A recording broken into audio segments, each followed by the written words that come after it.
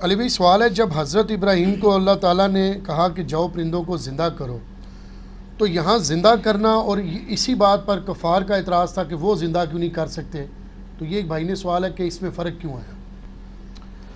ہاں جی، اس میں یہ ہے کہ یہ یعنی سوال تو جینون ہے کہ کافروں نے جب ڈیمانڈ کی تھی اللہ تعالیٰ سے نبی علیہ السلام سے کے تھرو جی کہ ہمیں مردہ زندہ کر کے دکھایا جائے، سورۃ الانبیاء کے شروع کے رکوع میں بھی آتا ہے، تو اس کا جواب اللہ نے قرآن پاک میں دے دیا تھا۔ اس حوالے سے اعوذ باللہ من الشیطان الرجیم، بسم اللہ الرحمن الرحیم۔ سورۃ الانبیاء جو ہے نا، یہ پارہ نمبر 17 کی پہلی سورت ہے، اور انبیاء کے بارے میں کیا عقیدہ ہونا چاہیے وہ اس میں اللہ تعالیٰ نے کھول کے بیان کر دیا۔ اللہ تعالیٰ فرماتا ہے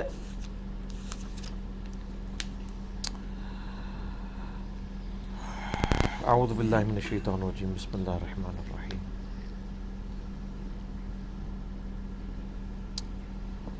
بل قالوا اضغاث احلام بل افتراہ بل هو شاعر۔ اللہ تعالیٰ فرماتا ہے کہ کافر نبی علیہ السلام کے اوپر اعتراض کرتے ہوئے کہتے تھے کہ اس کو پریشان خواب آتے ہیں، یہ جو قرآن پڑھتا ہے نا، یہ اس کو خواب میں آتے ہیں۔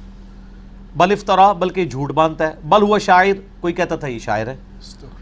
فَلْيَأْتِنَا بِآیَةٍ كَمَا أُرْسِلَ الْأَوَّلُونَ، تو یہ ایسے معجزے کیوں نہیں لے آتا جو کہ اگلے نبیوں کو دیے گئے تھے؟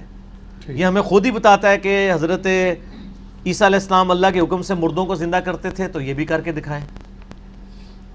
اسی طریقے سے بنی اسرائیل کے لیے آسمان سے بجلی آتی تھی، آگ آتی تھی، اور ان کی قربانی کے جانور کو راکھ کر دیتی تھی، یہ اس چیز کا ثبوت ہوتا تھا کہ ان کی قربانی قبول ہو گئی ہے، سورہ نساء کے اندر آتا ہے۔ صحیح۔ میں نے معجزات، کرامات، استدراج، ان سب کے اوپر نا 6-7 گھنٹے کی ویڈیو ریکارڈ کرائی ہے، مسئلہ نمبر 131A-B-C-D، اس میں نے وہ 9 معجزات سورہ بنی اسرائیل میں جو مانگتے تھے، اللہ نے کہا نہیں دکھانے معجزات، نبی کا معجزہ ہے قرآن، قیامت تک کے لیے دعوے نبوت کے اعتبار سے۔ تو اللہ تعالیٰ فرماتا ہے کہ یہ نبی سے کے بارے میں یہ کلیم کرتے ہیں کہ اس کو وہ معجزے کیوں نہیں دیے گئے، یہ لے آئے۔ ما آمنت قبلہم من قریۃ اہلکناہا، اللہ تعالیٰ فرماتا ہے کوئی بھی بستی اپنے نبیوں کے اوپر ایمان نہ لے کے آئی اس سے پہلے، افہم یؤمنون، کیا یہ لے آئیں گے ایمان؟ یعنی جن لوگوں نے عیسیٰ علیہ السلام کو مردے زندہ کرتے ہوئے دیکھ لیا، تو کیا یہودیوں نے اسلام قبول کر لیا تھا؟ نہیں۔ تو اللہ تعالیٰ فرماتا ہے معجزہ اس لیے نہیں دکھایا جا رہا، وہ قرآن پاک میں واضح آیا ہے کہ جب معجزہ دکھا دیا جائے منہ مانگا تو اس کے بعد عذاب آ جاتا ہے۔ سورۃ المائدہ میں ٹھیک، حضرت عیسیٰ علیہ السلام کو انہوں نے کہا نا کہ آسمان سے کھانا نازل ہو، تو انہوں نے کہا کہ دیکھنا کھانا تو نازل ہو جائے گا، لیکن اگر اس کے بعد کوئی انکاری ہوا پھر عذاب آئے گا۔ عذاب آ جاتا ہے جب آپ نبی سے منہ مانگا معجزہ لیں اور وہ دکھا دے اور پھر بھی نہ مانے۔ صحیح۔ قوم سمود پہ عذاب کیوں آیا تھا؟ صالح علیہ السلام سے انہوں نے کہا کہ جی پہاڑ سے اونٹنی نکلے، اونٹنی نکل آئی، ایمان نہیں لائے، عذاب آ گیا۔ تو یہ اللہ کی رحمت ہوتی ہے عذاب کا نہ آنا، اس حوالے سے کہ اللہ تعالیٰ وہ منہ مانگا معجزہ نہ دکھائے۔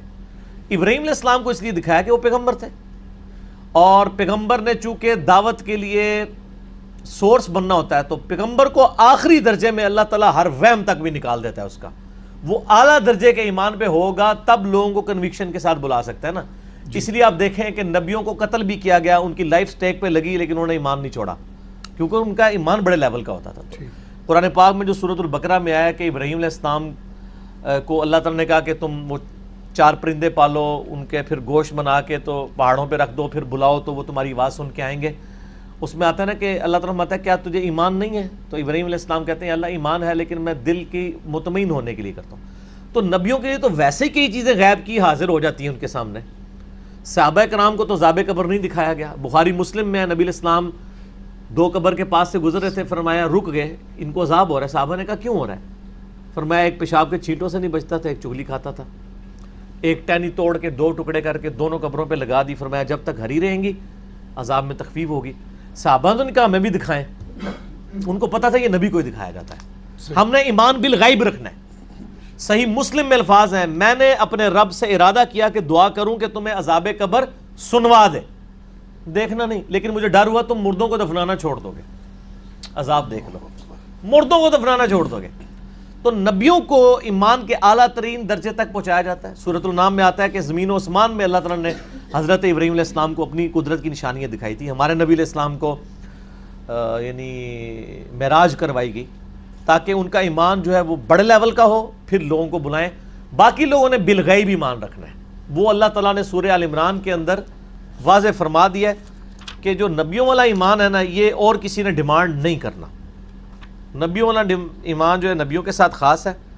آپ کا کام ہے صرف to follow the profit, that's all. صحیح.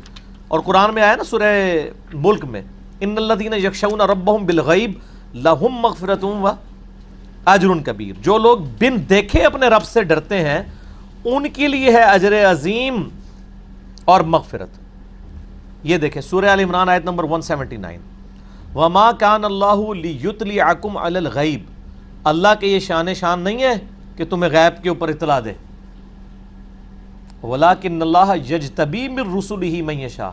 بلکہ اللہ جب جس رسولوں کو میں سے جس کو چاہتا ہے وہ چنتا ہے. فآمنوا باللہ ورسولہ. تمہارا کام ہے اللہ اور رسولوں پر ایمان لانا. وَإِن تُؤْمِنُوا وَتَتَّقُوا فَلَكُمْ أَجْرٌ عَظِيمٌ. اگر تم ایمان لاؤ گے، تقوی اختیار کرو گے، تمہارے لیے اجر ہوگا. یعنی اللہ تعالیٰ کہہ رہا ہے کہ ہر بندے کو نہیں چیزیں دکھانی. صحیح. دکھانی صرف پیغمبروں کے ہیں. تم نے پیغمبروں کے کہنے پہ ماننا ہے، تبھی تو جنت ہے. ٹھیک. پیغمبروں کے لیے اس لیے جنت ہے کہ ظاہر ہے کسی کو تو ٹرو ریپرزینٹیٹو بنانا ہی تھا نا. اس لیے کوئی بندہ پیغمبر نہیں بن سکتا ایفرٹ کے ذریعے. یہ وہبی ہے، ٹھیک. کسبی نہیں ہے. کسبی کہتے ہیں جو کسب محنت سے حاصل کر لے. وہبی جو اللہ کی طرف سے ہو. تو نبوت ایک وہبی مقام ہے جو کوئی بندہ حاصل نہیں کر سکتا. ٹھیک. ٹھیک ہو گیا. اس لیے ابراہیم علیہ السلام کو دکھایا گیا اور باقیوں کے لیے ایسا نہیں ہے. صحیح.